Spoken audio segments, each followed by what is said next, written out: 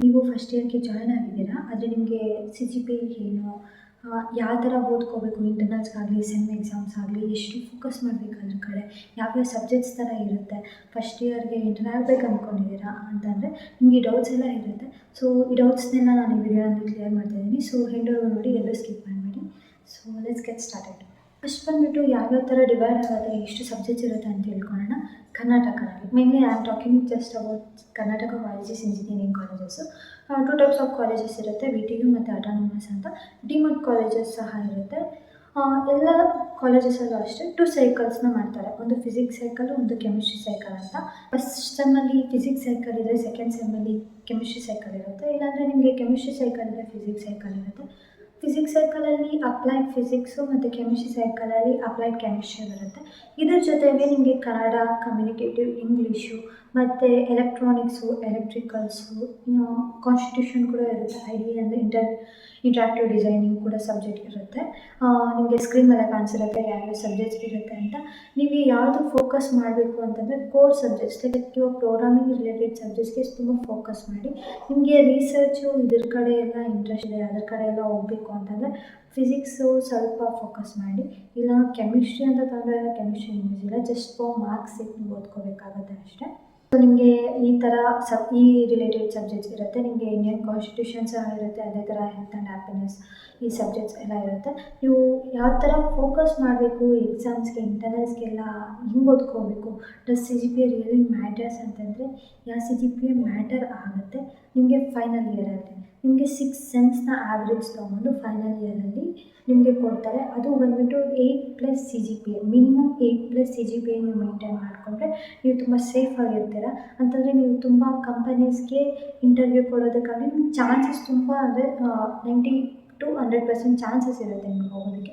ಅದೇ 9+ CGPA ಇದ್ದರೆ 100% chances ಇರುತ್ತೆ, ನೀವು ಫಿಲ್ಟರ್ ಔಟ್ ಆಗೋಲ್ಲ. ಅದೇ ನೀವು 7 CGPA 7.5 ತೊಗೊಂಡ್ರೂ ಓಕೆ. ಬಟ್ ಕೆಲವೊಂದು ಕಂಪನೀಸ್ ಏನಂದರೆ, ತುಂಬ ಕಂಪನೀಸ್ 8+ ಹೇಳ್ತಾರೆ, ಸ್ವಲ್ಪ ಕಂಪನಿ 7+ ಕೂಡ ಹೇಳ್ತಾರೆ. ನೀವು ಮಿನಿಮಮ್ ಒಂದು 8+ CGPA ಮೇಂಟೈನ್ ಮಾಡಿ.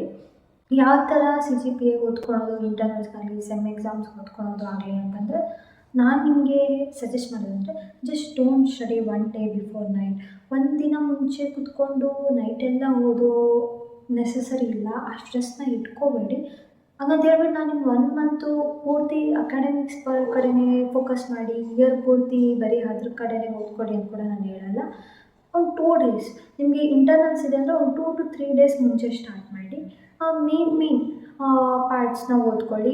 ಯಾವ್ದು ನೆನಪಿರಲ್ಲ, ಯಾವ್ದು ಕಷ್ಟ ಅನಿಸುತ್ತಲ್ವ ಆ ಟಾಪಿಕ್ಸ್, ಯಾವ್ದು ಕಷ್ಟ ಇರುತ್ತೆ ಅನಿಸುತ್ತೆ ನಿಮಗೆ ಸಬ್ಜೆಕ್ಟ್ಸ್ನ, ಅದನ್ನ ಓದ್ಕೊಳ್ಳಿ. ಮತ್ತು ಎಕ್ಸಾಮ್ ಮುಂಚೆನೇ ನೀವು ಕಷ್ಟ ಇರೋ ಸಬ್ಜೆಕ್ಟ್ಸ್, ಕಷ್ಟ ಇರೋ ಟಾಪಿಕ್ಸ್ನ ಓದಿರ್ತೀರಲ್ವ, ಅವನ್ನ ರಿವೈಸ್ ಮಾಡ್ಕೊಳ್ಳಿ. ಅದೇ ಥರ ನಿಮ್ಗೆ ಈಸಿ ಅನಿಸಿದೆ, ನೆನ್ಪಿಟ್ಕೋಬೋದು ಅನ್ನೋ ಸಬ್ಜೆಕ್ಟ್ಸ್ನ ಅವತ್ತು ಮುಂಚೆ ದಿನ ನೈಟ್ ಓದ್ಕೊಳ್ಳಿ. ಅವಾಗ ನಿಮ್ಗೆ ಕಷ್ಟ ಅನಿಸಲ್ಲ. ನೀವು ಇಷ್ಟು ಮಾಡಿದ್ರೆ ಸಾಕು, ಜಸ್ಟ್ ಒಂದು 3 to 4 days ಬಿಫೋರ್ ನೀವು ಸ್ಟಾರ್ಟ್ ಮಾಡಿ ಓದ್ಕೊಂಡಿದ್ದೀರಾ ಅಂತಂದರೆ, ಅವತ್ತು ಎಕ್ಸಾಮ್ ಮುಂಚೆನೇ ಒಂದು 3 to 4 days ಬಿಫೋರ್ ಸ್ಟಾರ್ಟ್ ಮಾಡಿದರೆ ನಿಮ್ಗೆ ಖಂಡಿತ ಹೇಳ್ತೀನಿ 9+ CGPA ನೀವು ಆರಾಮಾಗಿ ತೊಗೋಬೋದು.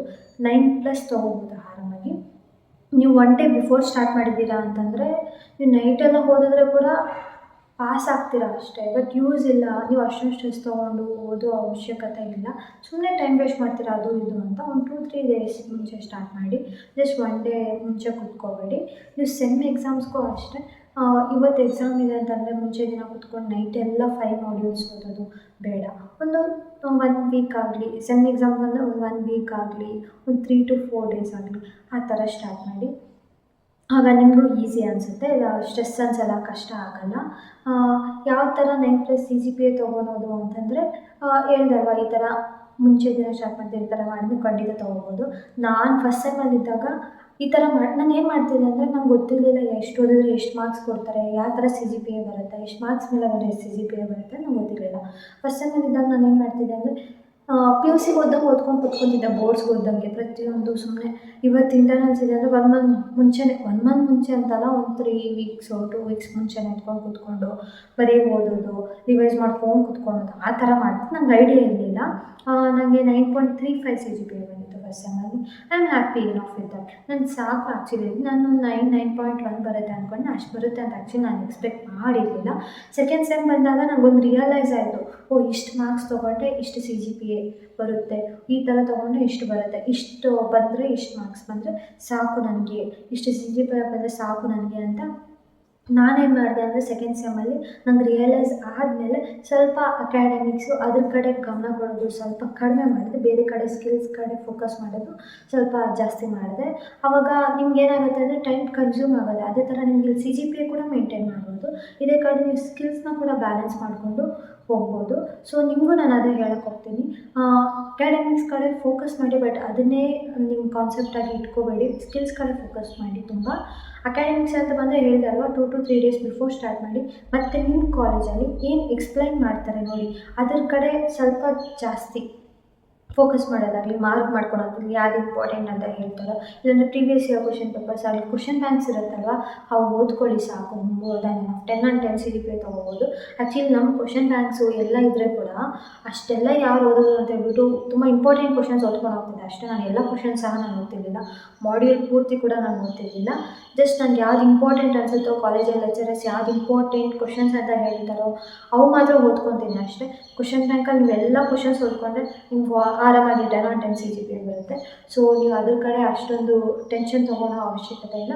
ಸೊ ಆದಷ್ಟು ನಿಮಗೆ ಸ್ಕಿಲ್ಸ್ ಕಡೆ ಕಾನ್ಸಂಟ್ರೇಟ್ ಮಾಡೋಕ್ಕೆ ಟ್ರೈ ಮಾಡಿ. ನಾನು ಈ ವಿಡಿಯೋನ ಹೆಂಗೆ ಮಾಡ್ತಿದ್ದೀನಿ, ನಿಮ್ಗೆ ಯಾವುದೇ ಈ ಥರ ಡೌಟ್ಸ್ ಏನಾದರೂ ಇದ್ದರೆ ಕಮೆಂಟ್ ಬಾಕ್ಸಲ್ಲಿ ಕಮೆಂಟ್ ಮಾಡಿ, ನಾನು ನಿಮಗೆ ರಿಪ್ಲೈ ಮಾಡ್ತೀನಿ. ನಿಮಗೆ ವಿಡಿಯೋ ಇಷ್ಟ ಆದರೆ ಲೈಕ್ ಮಾಡಿ, ಶೇರ್ ಮಾಡಿ ನಿಮ್ಮ ಫ್ರೆಂಡ್ಸ್ ಜೊತೆ, ಯಾರಿಗೆ ಈ ವಿಡಿಯೋ ಬೇಕಾಗುತ್ತೋ ಅವ್ರಿಗೆ. ಅದೇ ಥರ ಇದೇ ಥರ ವಿಡಿಯೋಸ್ಗೆ ಸಬ್ಸ್ಕ್ರೈಬ್ ಮಾಡ್ಕೊಂಡು ಮಾತ್ರ ಮರಿಬೇಡಿ. So until that next video, see you, take care, bye.